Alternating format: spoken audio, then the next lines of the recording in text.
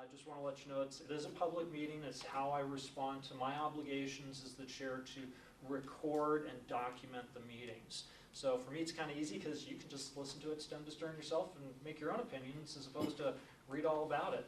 That being said, I would ask for some applause for Mr. John Charles.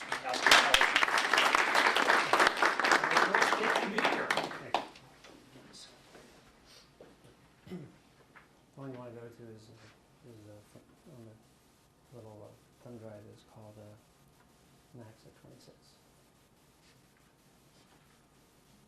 Thanks. Well, I appreciate your invitation to be here.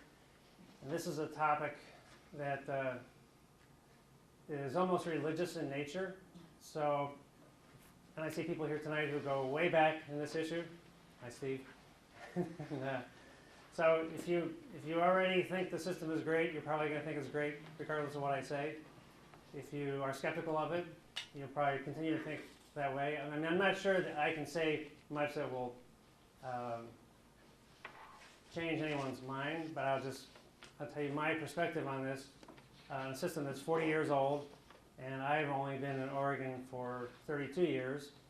And so just by way of background, I came here in 1980. I was hired to run the Oregon Environmental Council. I grew up in the East Coast. And so I came here. I didn't know anything about this system. But all the people in the OEC board were strongly supportive of it. And the circles I traveled in, everyone believed this was essential. And so I believed it was important. I mean, I didn't understand it. And so I just took them at their word. And that was my view probably from 1980 all the way into the 1990s. But I began to change my mind a little bit on a couple of things. And I'll just kind of walk you through my own perspective, and we can have a conversation about that. But say, first of all, at one point, I went to a meeting where Dick Benner, who was then head of the Department of Land Conservation and Development and is quite a true believer in all these matters, was giving a presentation, and he said, well, the whole program can be summed up in 2 words, urban containment. And of course, there's 2 problems with that, 2 obvious problems. What is urban, and what is containment? There is no objective definition of any of that, and that leads to what always becomes these political outcomes. And just for a little perspective, I remember going to an Oregon Historical Society feature where they were talking about Pioneer Courthouse, and when it was built back in the middle of the 19th century. And as the display said, well, the majority of Portland's 5,000 residents at the time complained bitterly at it being placed, quote, so far out of town. Yeah, Pioneer Courthouse, way out of town back there in the 1860s. Well, yeah, there were 5,000 residents, and they're all clumped up on the Willamette River by Burnside and Ankeny. And if you weren't rich, you were walking strictly. You didn't have a horse. And so people would complain about Pioneer Courthouse being so far out of town because they couldn't imagine that there'd be a square across from it way in the future, and it would be called Portland's Living Room. Nor could they imagine that they'd go across the river and that Portland would eventually go out to 162nd on the other side of the river. I mean, that was completely fantastic, beyond their imagination. So what is urban and what is containment? Once you decide that is the whole point of this program, there is no place to stop. I mean, I guess you could say the entire Western migration was a big mistake and we should all be living in Philadelphia, Boston, or New York, or Pittsburgh, or St. Louis, or something. I mean, you have to allow for some expansion at some point, and then it all becomes political. Another way of saying it is, instead of saying urban containment, you can say, well, we have to protect farm and forest land. And, but then that assumes that farmland and forest land are scarce commodities, and they must be, quote, protected from their owners and their owners' decision-making through massive exclusionary zoning, and then assumes that markets somehow can't function to protect those resources. Well, by randomness, just because I worked at the Environmental Council, I guess, in 1994 I was mailed a free copy of this book that came out, was put together by Portland State planners, and they're by Portland State University academics, and they're pretty much true believers. So it's called Planning the Oregon Way, a 20-year evaluation. And so I thought, well, this would be a good chance for me to kind of really dig in here, not just trust my friends, and learn something. And so the chapter on rural lands, among other things, the author talks about all these assumptions, urban containment, we have to put massive exclusionary zoning in the rural areas, and he says, well, the database to support these assumptions is quite weak. In general, Oregon legislators and state planning officials have not fully tested the validity of widely held beliefs and assumptions underlying the land use program. I thought, wow, that's in a book that's celebrating Oregon land use planning. You're telling me that all the major assumptions are just assumptions or beliefs, they haven't really been tested. This is 20 years into the program now. So I thought, I better really start looking into this more seriously and not just listening to people who, by the way, were making a living off the program. Well, also in 1994, I got involved in this massive planning effort over Metro called the 2040 planning process. And I started looking at the consultants' reports. They hired some pretty smart consultants, and among other things, the consultants said that the 2040 plan, if enacted, would result in, quote, reduced average lot sizes, a decreased percentage of households owning their own homes, increased percentage of household income spent on housing, and increased number of housing units that will require subsidy. Well, all of those things seemed undesirable to me. And then Metro's own economists, deep in the bowels of the bureaucracy there, published in a report that few people ever saw because it was kind of pre-internet and you had to pay $20 to get the report. But they stated, well, in a comparison they'd done of other regions, the data suggests a public welfare trade-off for increased density, more transit use, and reduced vehicle miles traveled. And those are three things central to what most planners in Portland, the Portland area, but probably statewide, want as well. They want increased density, more transit use, and reduced vehicle miles traveled. The downside of pursuing such objectives, this is what the Metro economist said, appears to be higher housing prices and reduced housing output. Well, that also seemed undesirable to me from a public policy standpoint. Now, I actually put together 16 pages of testimony to present at one of the many Metro hearings, which you probably know, they don't serve any purpose except, you know, you come in, you do your thing, and then the decision will be made. But I ran my testimony by my policy committee of the board, which is comprised primarily of land use planners and attorneys, land use attorneys. And they said, well, your testimony is okay, except the first 12 pages have to be deleted, 12 out of 16 pages, you know, because it dares to criticize the system. And I said, well, I'm mostly quoting Metro's own consultants. They're saying this is going to have all these downsides. And that's when I realized, you know, this is kind of a religious conversation, and I'm about to be excommunicated from the church here.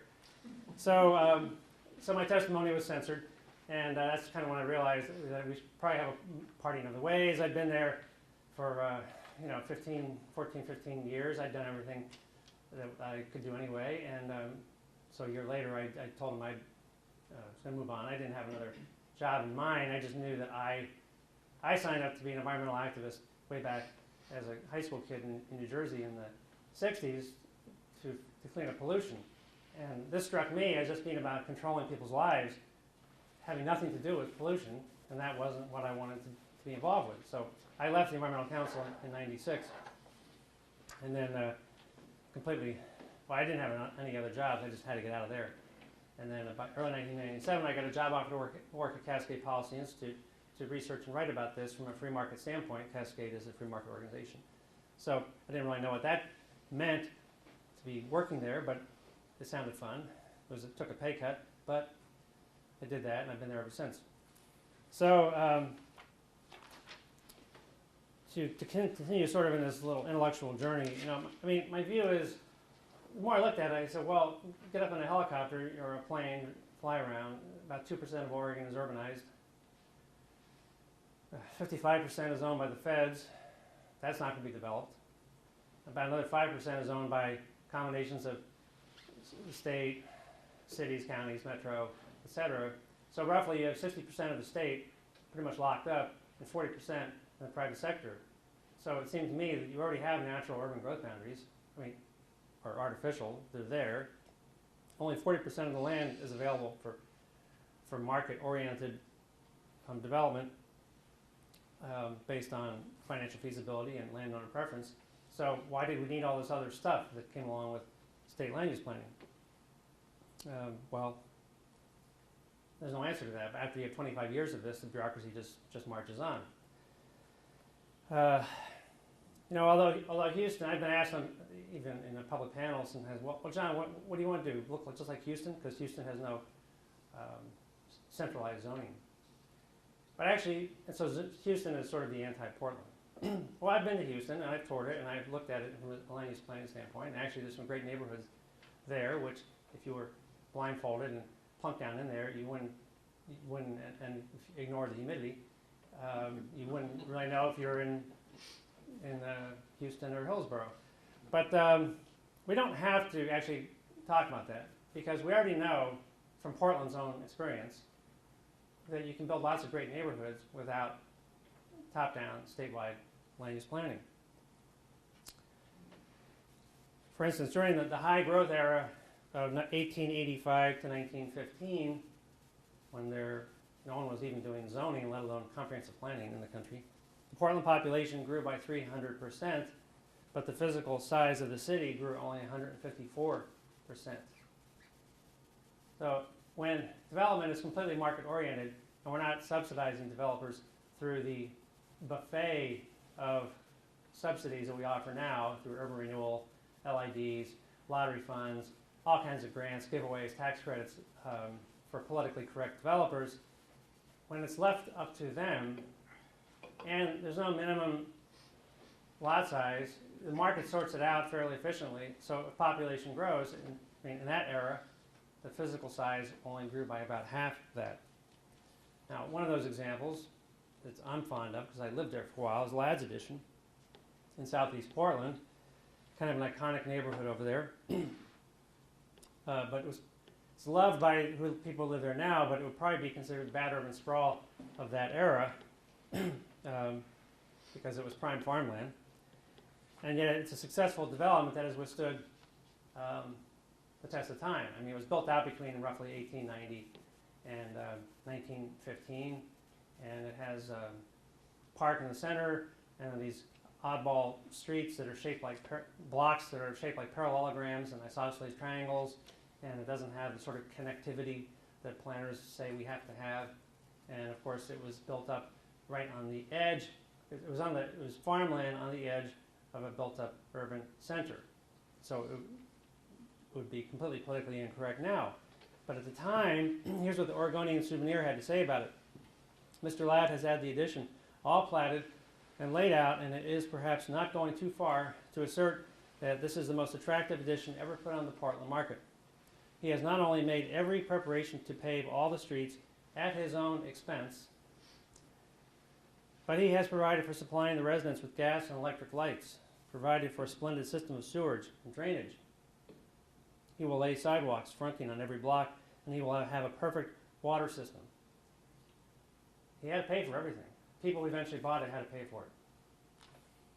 But he didn't have to go through all the cost of hiring lawyers and lobbyists and waiting years to get permits and all the stuff you do now. It was built out, as were lots of other developments over there, Laurelhurst, Irvington, Rose City Park, Park Rose, and they all turned out to be pretty nice. In fact, E. Kimbark McCall, prominent historian from the Portland region, who has published at least a two-part, I'm not sure if there's a third part, history of Portland that I've read quite a bit of. And Kimbark McCall is a very strong proponent of Oregon land use planning. He's really a critic of market-oriented development. But here's what he had to say about the neighborhood Park Rose, which is out basically north of Banfield Freeway, out by the Gateway area. Commenting on the evolution, he says, as Sandy Boulevard became a commercial thoroughfare, Park Rose became a commercial center. The new housing stock built in the early 1930s was cheap by Portland standards, about 50% of the average cost of a new city home. Think of that. Think of of any area that's been approved to be inside the urban growth boundary in the last 15 years, what it takes to actually go from approval to putting a product out there, to think that it might be 50% of the cost of the average new city home. Okay, but this could happen back then because there was very little regulation. He goes on to say, Park Rose became a site for World War II temporary housing, and in 1946 it became one of the largest post-war centers for tract housing.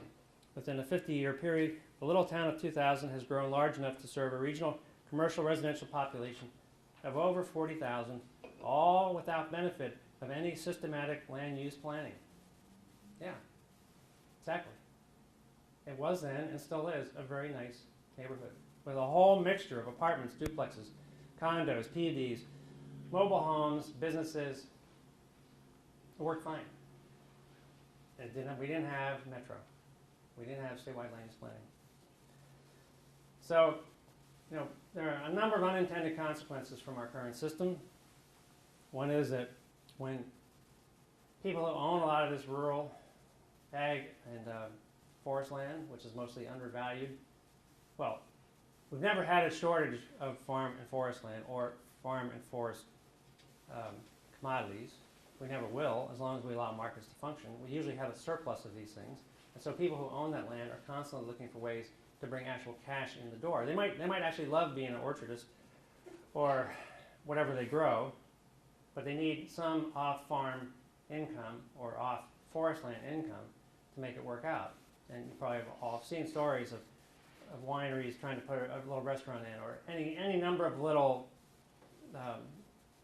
complementary uses, and it's just a huge zoning nightmare, planning nightmare for people to ever get the permission to do that. Well, okay, then they'll just go bankrupt. I don't really see how that helps anybody. Another problem is uncertainty about what's going to happen to your property. And that can lead to a series of unintended consequences. Back about 8 years ago, Metro had spent years on a wildlife overlay, and certain property owners were trying to find out if their property was going to be subject to this overlay, because if so, it would be a massive downzoning for them, and property they thought they had the ability to do something with, they would not be able to do. And they couldn't get an answer. And so a gal who was writing for the Oregonian at the time, I forget her name now, but she wrote about 3 stories on different parts of the region of people saying, you know what, I'm not waiting for the other shoe to drop. I have a chainsaw, and I will cut now and get the value out of it. Well, one of them was on the east side over near Gresham, and I went over and took a picture of it. So this was it. And so I sometimes referred to this as an approved, or not quite approved, metro green space, because the person who owned this did not want to do this. But they'd had the property for a while, and they weren't going to just wake up one day and find out their land was zoned so that they couldn't touch any of it, but they were not going to be compensated 1 penny. So they did this, and other property owners did a similar thing. And in the academic literature, there's actually a phrase for this. It's called preemptive habitat destruction. It's a phrase that comes out of Endangered Species Act experience, where people don't wait around for the feds to come in and declare their property something they can't use, and they're not going to get compensated. And so they preemptively destroy the habitat to get some value out of it. And that is a common occurrence. But about the same time as this, I was actually speaking at a statewide conference. I was on a panel with a woman who was an environmental regulator for a prominent state agency, and she lived in Damascus. As we were chatting, getting ready for the speech, we were just chatting. And Damascus, at that point, had just been brought, the Damascus boring area had just been brought into the urban growth boundary. And a lot of people there didn't like that, and they still don't like that. So I said that, well, at least your property's going to get upzoned now, probably, and you'll make some money. And she said, no, I've actually gone to the early planning meetings, and I see that there's a green overlay for my 5 acres that's been in my family for 100 years, and they're not going to let me do anything with it. So, oh, well, that's too bad. She said, no, I'll clear cut the whole thing before I let that happen. Okay, now this is a progressive, educated woman environmental regulator. A realist. But she's all in favor of environmental regulation. But if you're going to put a gun to her head and just say, suddenly, we like your open space, we're not going to pay you a penny for it. She had an answer, okay?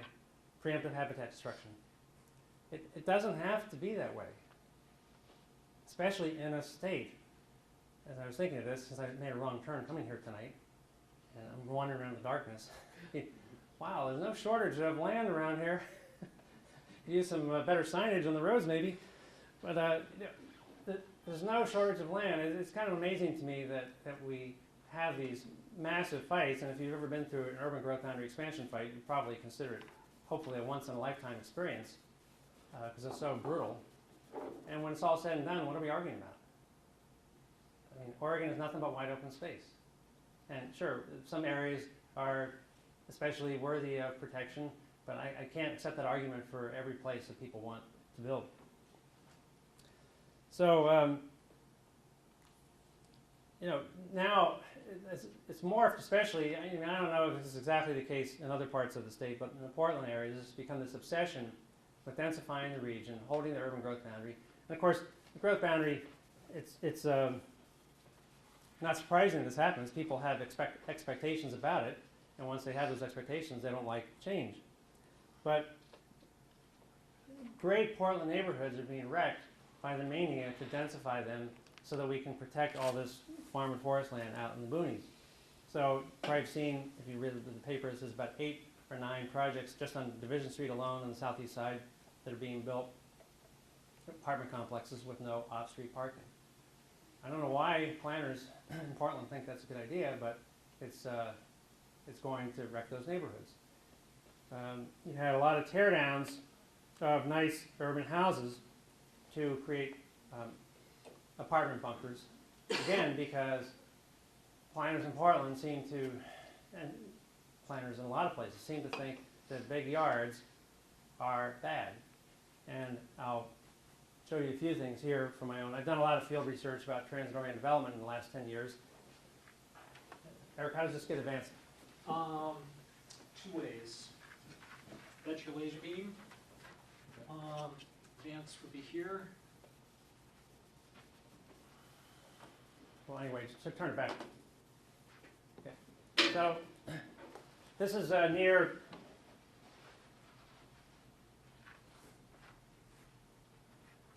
this is on East Burnside. The first Max line is here. Portland's over here. Gresham is way out here. This is around 106.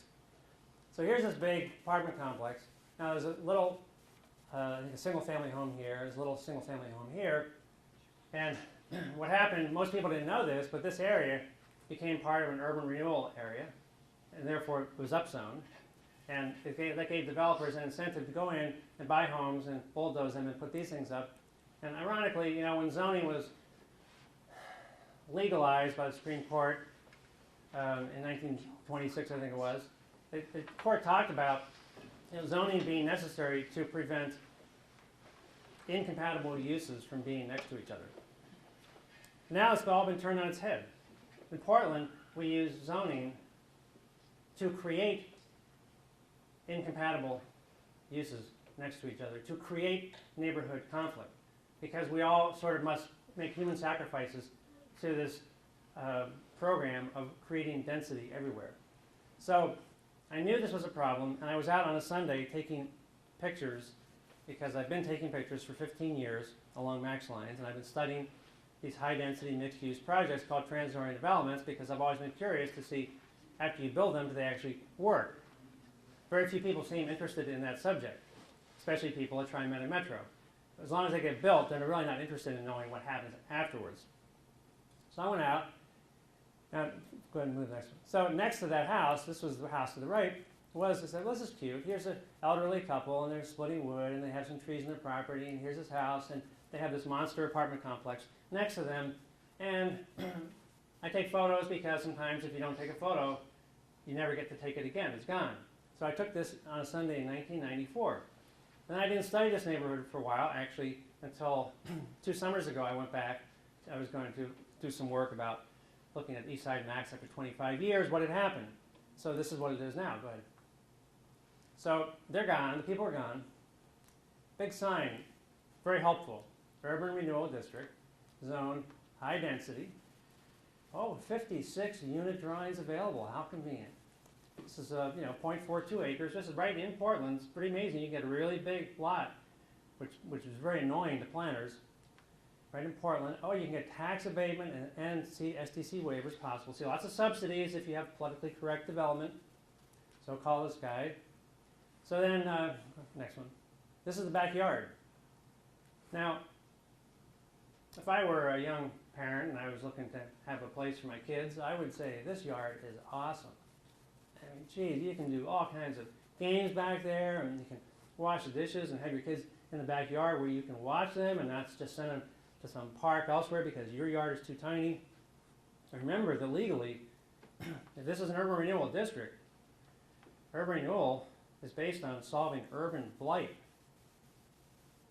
Of course, no one takes that seriously anymore among the regulators, but apparently Portland Development Commission thinks this is a serious blight problem. We have to get rid of it. We have to fill it in with a 56-unit apartment bunker. I don't think this makes Portland a better place. And this is all done because of the mania to densify Portland, because of the mania to not expand the urban growth boundary, because of the mania to, quote, protect farm and forest land. There's a whole series of things here. And I just ask myself, why? There's no shortage of farm and forest land. But, so, same thing happened. This is in the Gateway area, just south of the MAX station, the big transit station at Gateway. A little house here. Go ahead. Me? This was, I took this about 7 years ago. And the house is gone. Go ahead. Another little house being moved. And you can see what's next door is a big apartment complex. It's kind of creeping down. Go ahead. Oh, there it is today. Now, this house next to it, they're not very happy. They had all single-family, one-story houses on their block. Now, in the morning when the sun comes up, it's all blocked by this monster complex. And I actually was out here taking pictures, and a gal who owned this was in the driveway, and she consented to talk to me when she discovered I wasn't from the government. And we had a little chat, but she was quite irate at what was happening to the street, because as part of our planning process, the city was creating incompatible uses in the neighborhood. Go ahead. So when I went down here recently to take photos again, this was so clogged up with cars, I had to back my car up. There was no place to turn around at the end. No place at all. I had to back the whole way up. Why is the city doing this? By design. This is what they're doing. This is their plan. Good. So that brings me to one of the many rail projects in the region, in which now rail anymore is not even, because transportation planning has been completely subsumed. Transportation planners are now sort of professional cheerleaders for the land use planning team. All the transportation has to be based on supporting politically correct land uses.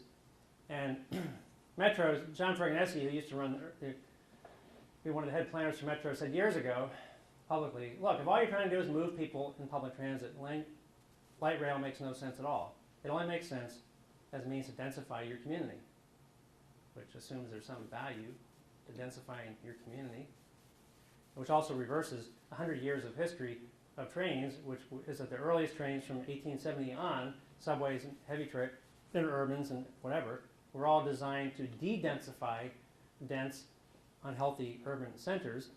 But nonetheless, we're trying to do something different in Portland.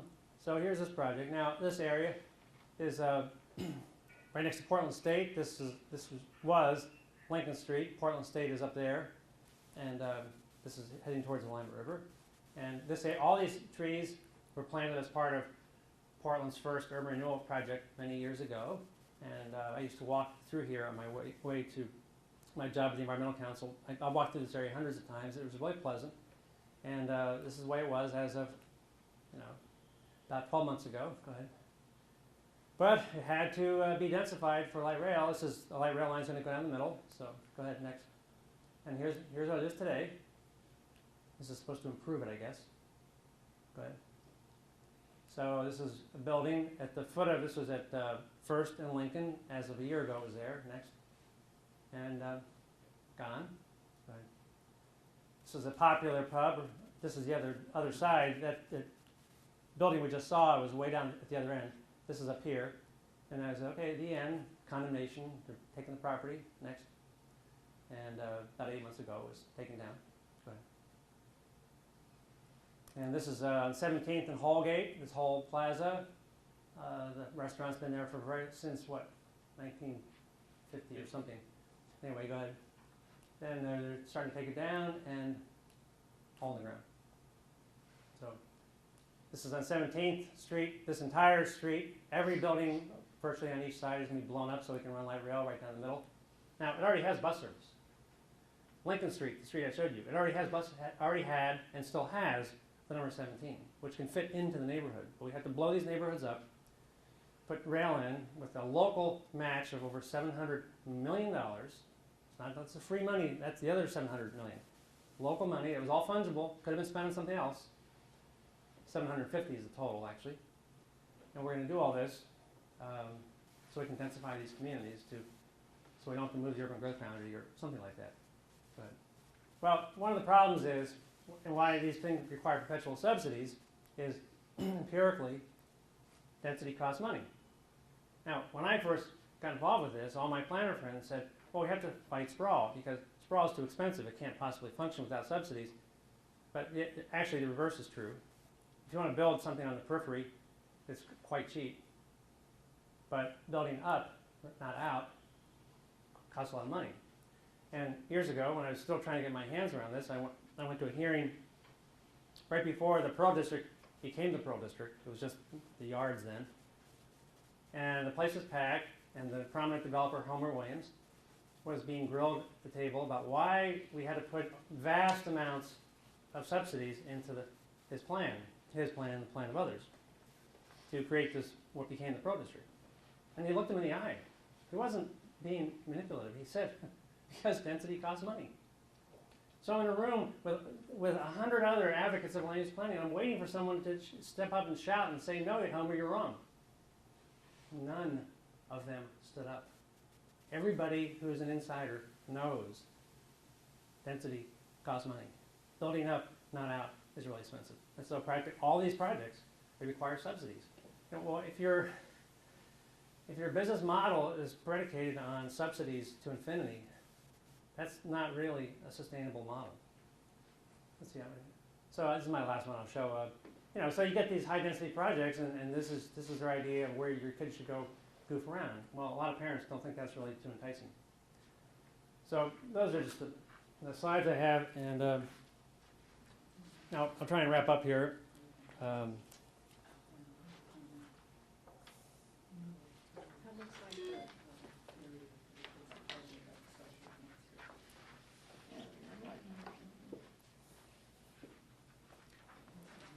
One of the conundrums of, especially the urban growth boundary, and which is why I feel kind of sorry for politicians who have to be involved with this, because no matter what they do, people get mad at them. It's not as if there is one best way to do it. But they're in the cartel business. Land use planning, and especially the urban growth boundary, creates a cartel of buildable land. And as an analogy, I saw about 6 months ago, the price of a taxi medallion in New York City had reached a new threshold. A medallion medallion allows you to operate in the taxi cartel business. It was worth $100,000 10 years ago. It's 2 of them sold for $1 million a piece earlier this year. Well, what happens if the people running the New York system come to work the next day and say, hey, there's no natural reason why we should create a shortage of taxis. There's clearly a consumer demand for more taxis, so we should allow more. In fact, maybe the whole cartel we've been running is anti-consumer, and we should just get out of the cartel business and allow as many taxis as the market will bear. Well, what's going to happen to the last 2 guys who just paid $1 million to get in the club? Totally opposed. No. So once you create this, and the same thing is happening with buildable land in the Oregon region, in the Portland region, the only way we create a bubble. The only way the bubble goes away, I guess, is if your community becomes a place that no one wants to be. If demand is rising and supply is constant, you have a problem. And now if demand is flat or declining, then your constant supply doesn't matter. But once you create this club, and you have lots of people, thousands, tens of thousands of people with property, they made investment-backed decisions about a boundary, well then of course any group of politicians that meets to change that at all is going to run into a buzzsaw of opposition because you've created the bubble and nobody wants the bubble to burst. Well, if you bought land cheap years ago and now you can sell it expensive because of the cartel, I guess that's great for you as long as you never plan to buy in this region again. It's a one-off. I guess if you go to San Antonio or Dallas, where you can buy land cheap, or South Carolina, it'd be great, but that doesn't help your kids much if you have kids. So I think we've really created this problem where, it's this perverse miracle of planning that the planners take something that's naturally abundant, which is raw dirt, and they make it scarce and expensive. In a market paradigm, we take things that are scarce or don't even exist yet and make them abundant and cheap. I'm in favor of the latter paradigm. I'm not in favor of artificial scarcity. And planners are in the business of creating artificial scarcity. Now, I know that's not what they intend. I know they have lots of good intentions and they're smart, and I still have some planner friends, and I've gone on vacation with them and played sports leagues, and at that level, it's all fine. But at the policy level, I don't see a way to solve that problem. My own conclusion is, a lot of times I sit in the audience and I watch people making political decisions, and I think to myself, well, if I was up there, I could make a better decision. When it comes to these kinds of decisions, I don't actually say that to myself, because there's no clear way to me to get out of the box that we've created. When it comes to all these different approvals and urban growth boundary stuff, they're very subjective, they're very arbitrary, which is what makes people mad. And next year will be the 40th anniversary of Oregon land use planning, and I'm sure I know there will be at least one international conference in Portland on this, because I've already submitted a paper topic and I've been approved to make a presentation at the conference, and there'll probably be other celebrations as well. But I think instead of just blindly saying, hey, aren't we great, we're the first, we should be aware that this was supposed to be the big new thing 40 years ago, and no other state has followed. So if you think you're leading a parade, and after 40 years you turn around and no one's in your parade, maybe there's something fundamentally wrong with your vision. And I think, the top assistant to the governor said at a conference last year, I was in the room, he said flat out, this isn't working. And he helped advise the governor, who had promised in a political compromise that he would create, through executive order, a pilot project, which he has created for 3 rural counties, to look at creating some more flexibility in the system. I believe that is a sign that even people who have long supported this know that it needs to be changed. I believe we should have a lot more flexibility, a lot more ability of local decision makers to make decisions based on factors that are important to them and not just people far away. In fact, I was struck by the fact that a state representative from Ashland, Peter Buckley, very, very liberal legislator, I think at the beginning of the 1-month special session last year, introduced a bill on behalf of constituents, the Harry and David Company. They were orchard land rich and cash poor. He introduced a bill to allow them to sell off some of the property they could have made a lot of money on for residential development. And he was attacked by all of his liberal friends. He said, Harry and David needs cash. They don't need more orchard land. And they're constituents of mine, and my job is to help my constituents and not just protect the system because a lot of people outside of my region want to protect it. Well, I don't think this bill went anywhere. Harry and David went bankrupt. That's the problem. Something has to change. And you know, the era that this came out of, which is the era that got me involved in the environmental movement, was the era of books called The Limits to Growth, Population Bomb, End of Affluence. I was reading all that stuff, and when I got my first job working in the environmental movement in New York 35 years ago, I was thrilled. Wow, I'm getting paid to save the environment. Okay, but all of those books turned out to be wrong. Okay, there is no population bomb. And the limits of growth stuff was all a bunch of computer models from some people at MIT, and all their predictions were wrong. And the whole stop sprawl thing came out of an era which I understand it. I was part of that, but it all has to be rethought. That's my personal view, and I think that in 2013, the legislature should take the executive order that the governor signed and do even more to try and solve these problems of the urban cartel, the bubble we've created, and the lack of flexibility in a system that's based on assumptions that don't really have any empirical, or not very much empirical evidence. So, be happy to take comments or questions. Sir? How is Cascade Institute funded? And I got two questions, and the first one's quick and easy. And how do you function within the existing system, considering what you've presented? How do we function? Mm-hmm. Well, first, how we're funded just by private contributions. We don't take any government money, nor would we ask for it. So we have to earn our keep every year, and if people don't like what we say, then I guess I'd be looking for another job.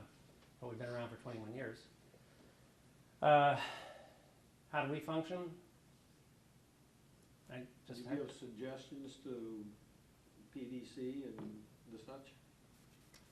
Well, you know, I make presentations. I talk to legislators. We don't have a PAC. We don't make endorsements. We don't put money into races. But I'm involved as a lobbyist in the legislature, as I have been for 30 years. And you know, last year the state of California, because they're so financially desperate, repealed every urban renewal district in the entire state. I thought that was a great idea. And I've told friends of mine, if the politics are right, Oregon should do the same in 2013.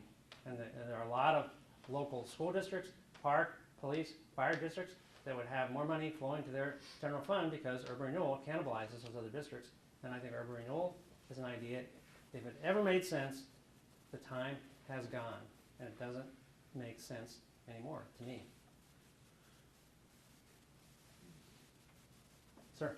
John, just to add to this fellow here, but you're a 501c3 organization, right? So contributions to you guys are... We're a tax-deductible charitable organization, yes. Okay, thanks. Got two questions. The first one's a yes or a no.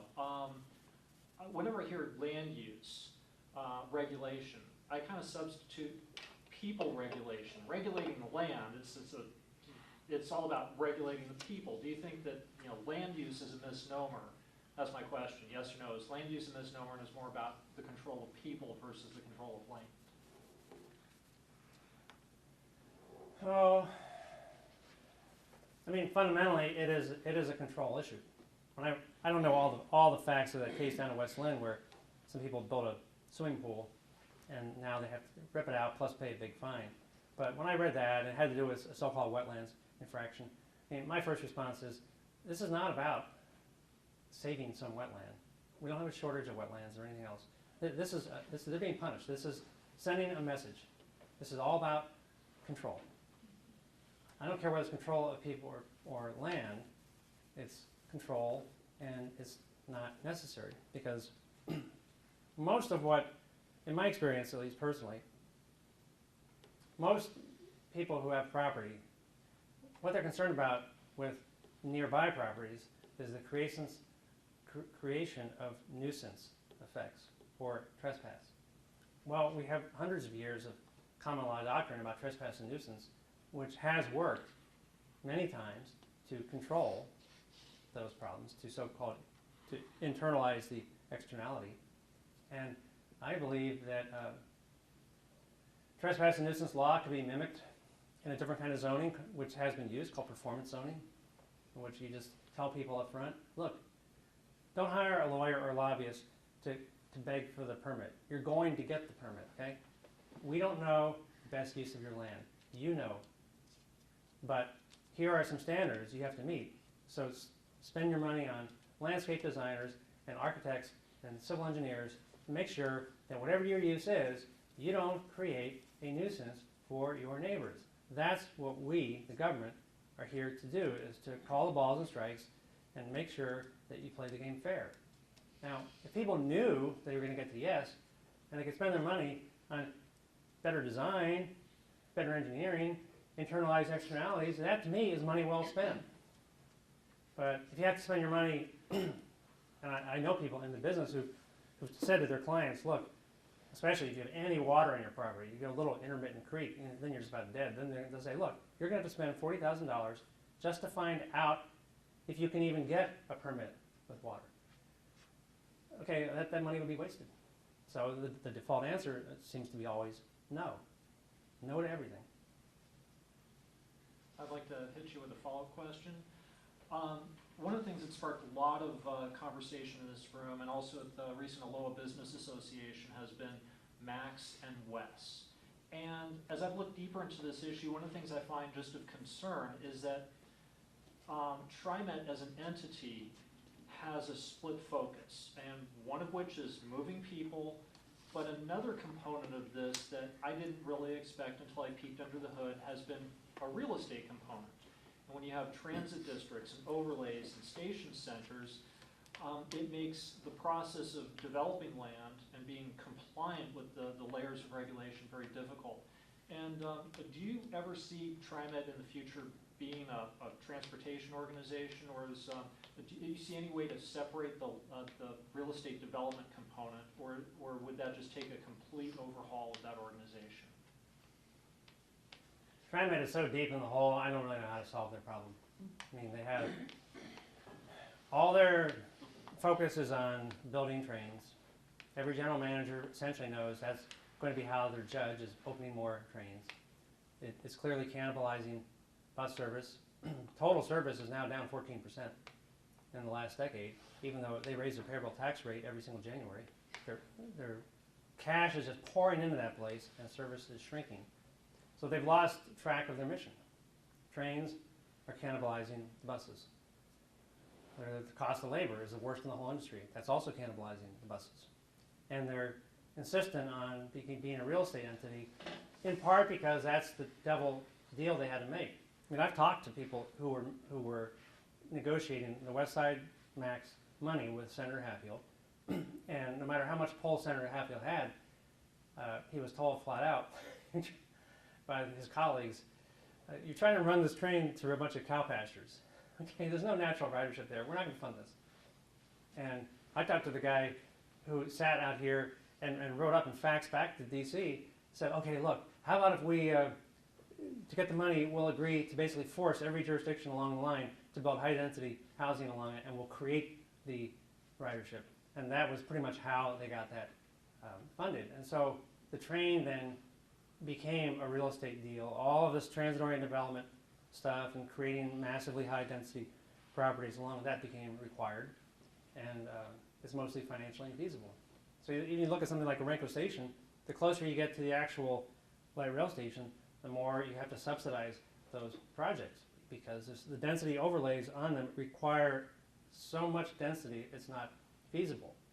You have projects like Stadium Station Apartments across from what is now called Jelwyn Field. It's a little odd apartment complex where the train literally goes right through it. In order to get that, they had to flip the land to the developer for $1. Okay, I guess lots of people could build things if you got the land for $1, but that's not really TriMet's mission. So TriMet is a creature of the state legislature, and I believe the state legislature will have to come in potentially and put them out of business and start over again, because they're headed towards bankruptcy. This is my personal opinion. I read their audits very carefully every year, and they're in a world of hurt. Sir. To some degree, this is not a question. It's a reflection on your comment, but I guess I would like to have you comment on it as well. If you look at the 19th century and railroads, the railroads were always about real estate and secondarily about transportation. That's an argument. And the railroads got rich off of property. Sell it in land. Now, there are a variety of ways to interpret that, but I would simply make that comment in relationship to your question. I don't know where you're coming from in terms of your question. I'm hearing a pejorative connection between railroads and property, and it's a perennial, and it's also market-driven. The U.S. gave a tremendous amount of property away to the so-called private railroad companies in the 19th century. All you have to do is read the history. No, I agree with all that. But I was just saying, if you're running TriMet moving forward, and your mission is to serve people who are transit dependent, the best, fastest, cheapest, lowest impact way to do that is rubber-tired vehicles on the ubiquitous road system that's already built and paid for and maintained by millions of other motorists paying gas taxes. And in my view, we live, we work, we recreate where there are roads. So if your transit service is not on the road system, you're just offering something that most people, even if they want, can't use. I mean, West is an example. $16 a ride subsidy. I ride West sometimes if I'm going down to Salem. I take it from Beaverton down to Wilsonville. I get off, I walk 100 yards, I get on an express bus, takes me to the Capitol. Now, West is a fun ride, but it makes no financial sense. It takes you to very few places, and it's irrelevant to most transit riders, and the cost of that is cannibalizing other services, not only to TriMet, but to Washington County and Wilsonville, because they have a contract to pay TriMet every month to subsidize these 800 commuters a day that use it. Did I hear you right? $15 subsidy per rider? Yeah, it's a big improvement over the 23 It was 23. a couple of years Yeah. ago. But you know, that's TriMet's most expensive service. So when you're on it, it's fun. The seats are really wide, and you usually get two to yourself because there are very few riders on it, and onboard Wi-Fi, and it's scenic. You know, I think it's great. I'm kind of a train nut myself, but it makes no sense. No one's going to expand that. I mean, some politicians have talked about expanding it way down to Salem, but that's a complete pipe dream. I mean, really, the good express bus systems on shared streets, not their own right of way, that's the future. And that system, where it's being used elsewhere in the country, is working. And the trouble with TriMet is they refuse to borrow ideas that are working elsewhere. They think that they're somehow world leader and everybody should come here, and they're trapped in their own ideology from another era. What is your opinion on Southwest Corridor? Well, I went to a number of the open houses at the Tiger Library because I own property in Tiger, and I talked to the head planner there, who's a very pleasant person who actually has an economics background, and I kept trying to understand why this is being called a high-density plan. I'd say, well, this is supposed to be about ridership for transit. So what do you know about actual demand for more transit, and how does that drive your process? And they couldn't even tell me. They knew nothing about actual transit demand. This is all their little mini version of the 2040 plan from 2 decades ago. All the charrettes and the open house stuff, it was all like a bad dream, taking me back to the early 90s. To me, it's totally wrong. And if they think there's actually a need for more transit there, then it should be on buses. It should be low cost. It would be low cost. And express and semi-express service, which, ironically, every time TriMet opens another light rail line, they immediately cancel the superior express bus service. In Milwaukee, it'll be the 99E that provides much better service on McLaughlin than that line ever will. And if those of you who have ever heard Tom Hughes on the campaign trail, now he's head of Metro, he talked many times about the West Side Max turned his household from a one-car household to a two-car household because it wrecked his wife's commute when they canceled the 57 Express. So rail cannibalizes better, cheaper, faster express service. So from my standpoint, as someone who's been riding transit almost my whole life, I always look at it from the standpoint of the actual rider. And if you want better service in the Southwest Corridor area, the first thing you should do is take rail off the table. You're looking at better bus service. Where are you talking about? What is the definition of? Southwest Corridor will run, out of Barber, 99, down through the Tiger Triangle into downtown Tigard, I think down through King City and ending in Sherwood, if Light rail, I'm correct. Wow, it costs some money. light rail to Tigard. One of the things I've noticed about the MAX line, I don't know, is that it's basically just a streetcar line because it has so many stops. And traveling like in Southeast Asia, they're commuter trains. You can get on an express, like we used to have the 57 Express out here before the MAX. And so the express passes like 6 stations before you get off. And then you can kind of go forward or back to the station you need. It would just cost, way too much money for Max to, come around and fix the problem. Yeah, I know. Because it's actually just a streetcar line, so that's why it takes you 2 hours to get across town.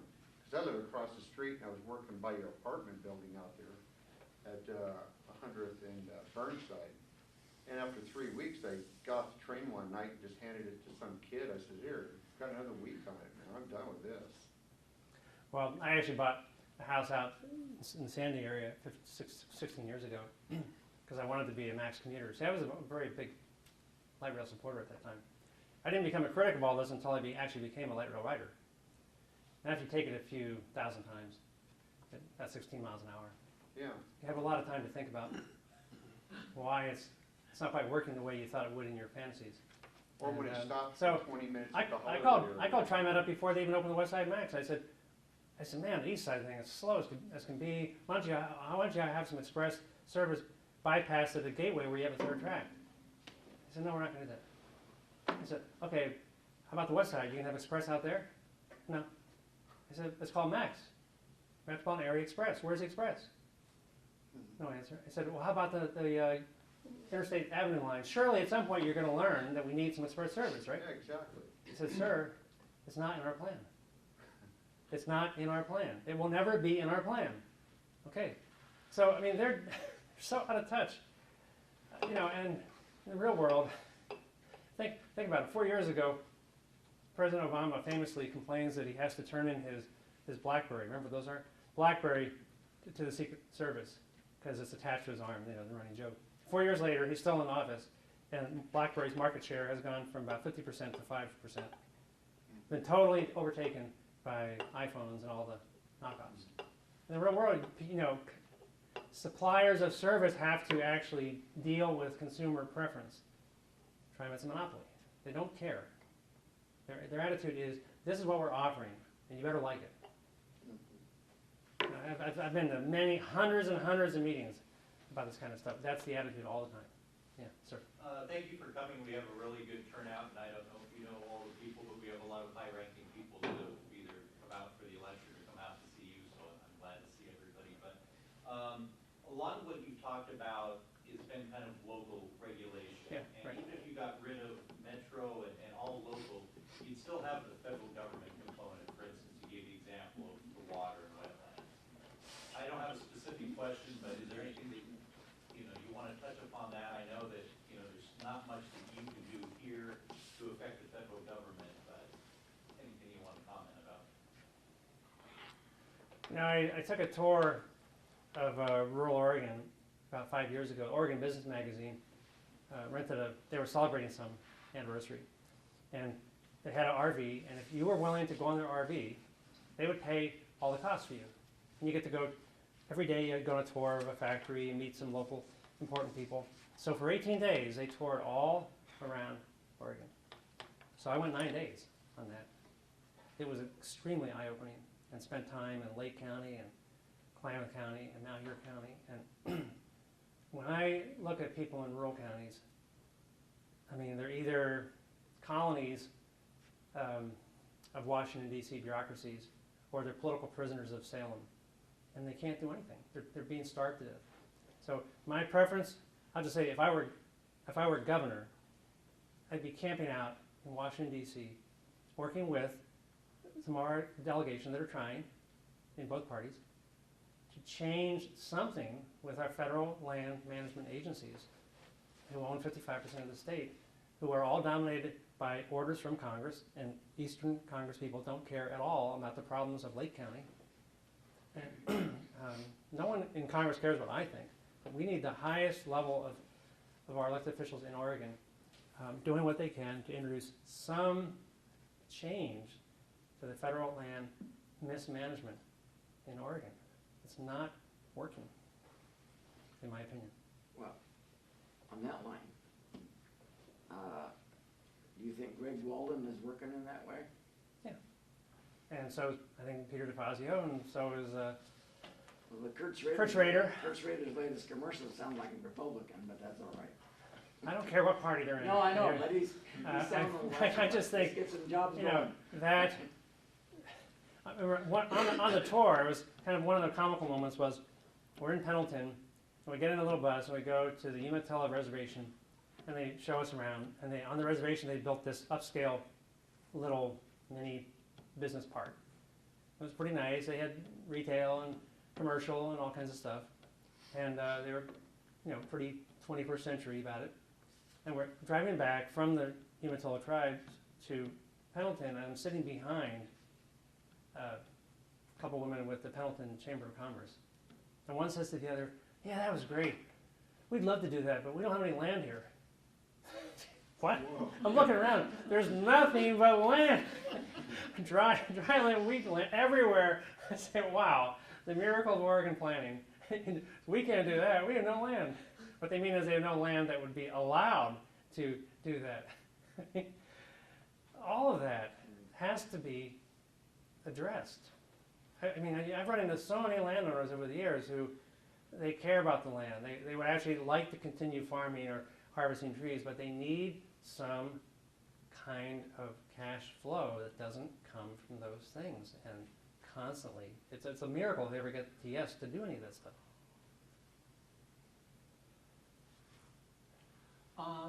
Concerned about bias in planners. I'm lean towards the blue and the D side. That's how I'm registered. However, I'm wondering if you see the concern that I would share that Portland State University planning graduates go into the world of planning without real-world experience and bring a heavy bias from a school that is also heavily biased. Well, you know, I have friends who teach there. I don't want to really get it. I would just say incentives always matter. And when something isn't working, you shouldn't blame the people. You should blame the system that they're in.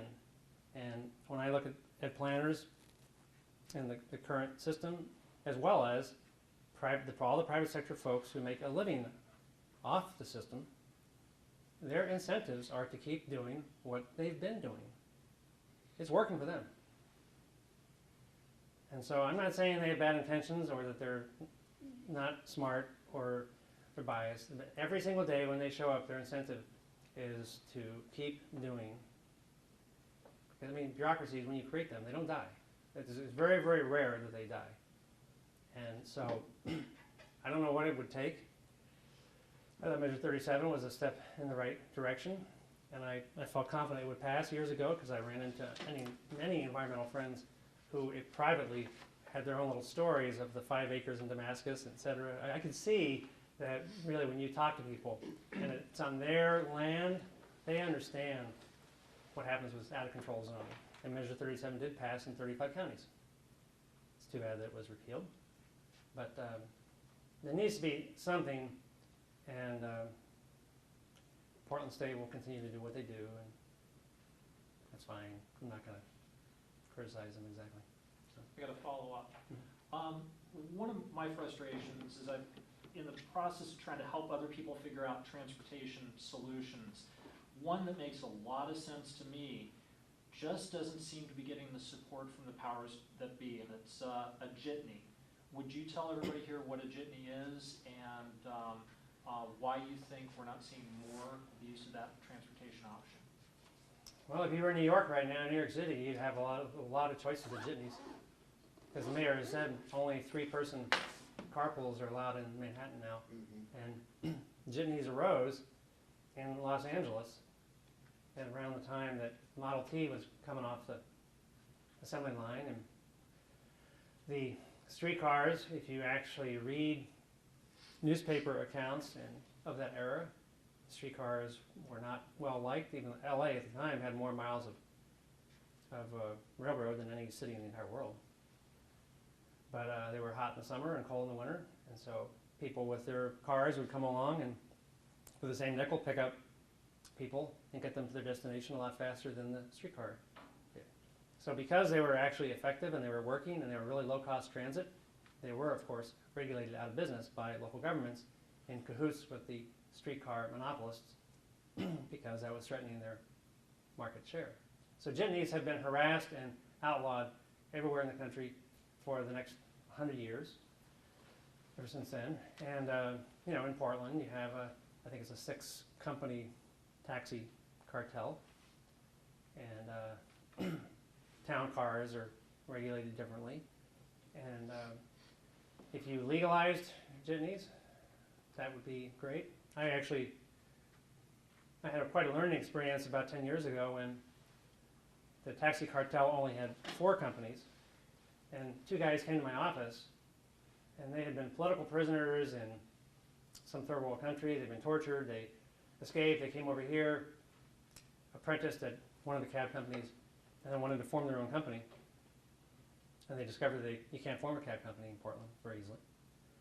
And I gave them some advice, and magically the city council decided to expand the cartel from 4 to 6 companies and let these guys in. They became Green Cab.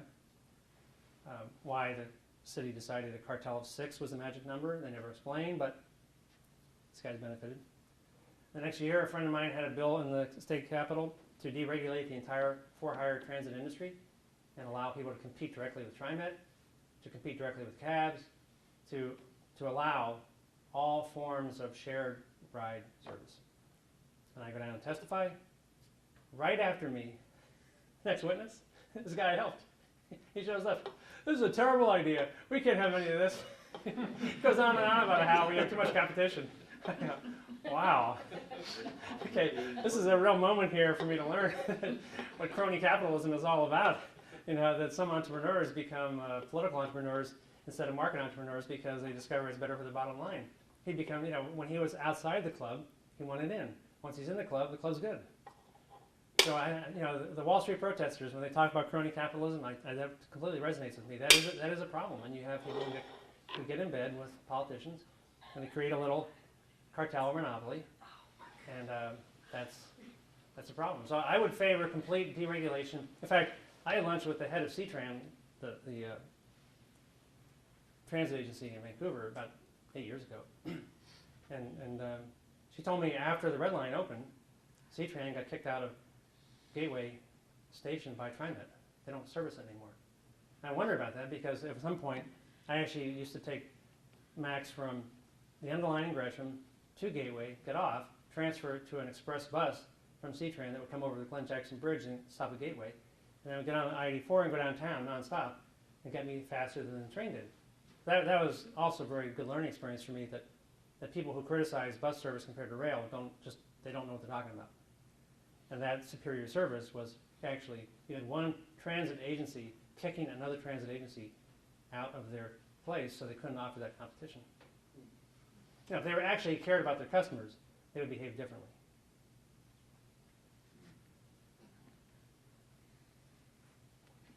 More questions?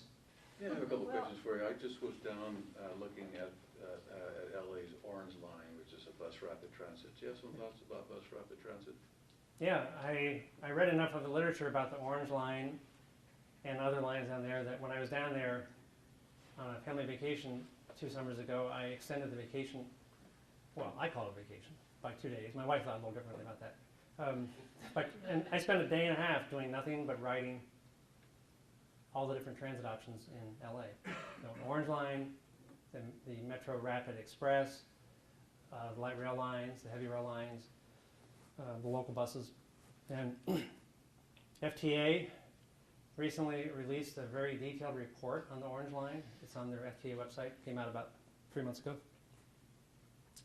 And I was actually kind of disappointed in it. It was not a very comfortable ride because they have to constantly stop or slow down when they get to those cross streets because they had so many crashes early on. And there's a little chart in the latest report that shows the cost effectiveness of the Orange Line with its exclusive right-of-way compared to the Metro Rapid, which is a much lower cost that has stops about once a mile, but they're on shared arterials, so they don't need their own right-of-way. And they admitted that the Metro Rapid gets almost as high customer satisfaction and probably higher average speed at 1/100th the cost of the Orange Line. And I also spent about 3 hours riding the M Express down in Eugene. I just rode it round and round and round the whole thing, trying to understand it. And it's also, I mean, it's only $6 million a mile, which is cheap by TriMet standards. But for Eugene, $6 million a mile capital is too expensive. And actually, it's not very fast. And on the main street there by U of O, you can be in the general purpose lanes and go actually faster. It was completely unnecessary. They only did it because they got all the money from somebody else. So I think there are certain places like the bus-only lane that goes from the Jersey Turnpike through the Lincoln Tunnel into New York that is probably the highest throughput busway in the entire country. I used to commute on it. It's an awesome experience. If you like high throughput of customers, it's incredible. But there aren't too many New Yorks.